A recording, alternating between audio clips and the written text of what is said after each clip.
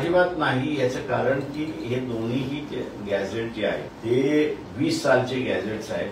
परंतु 1930 साली second round table conference झाल्यानंतर गव्हर्नमेंट ऑफ इंडिया ऍक्ट हा पब्लिक झाला आणि government of India act public झाल्यानंतर त्याच्यामध्ये एससी आणि एसटी यांच्या असणाऱ्या 2 वेगवेगळ्या शेड्यूल्स राज्यभर हे पब्लिश करण्यात आले की कोण एससी आहे कोण ट्रायबल आहे. तशा रीतीने इतर मागासवर्गीय कोण याचा जी.आर. त्यावेळेस निघाला नाही. त्याच्यामुळे 1930च्या अगोदरची जी आहे त्याला तसा फारसा कायद्याचा आधार नाही असं मी त्या ठिकाणी मानतो. मी असं आता आपल्या समोर माजी न्यायाधीश हायकोर्टाचे मार्ला पार्ले आणि बगाजी यांचं जजमेंट मी असताना आपल्या समोर वाचून दाखवलं.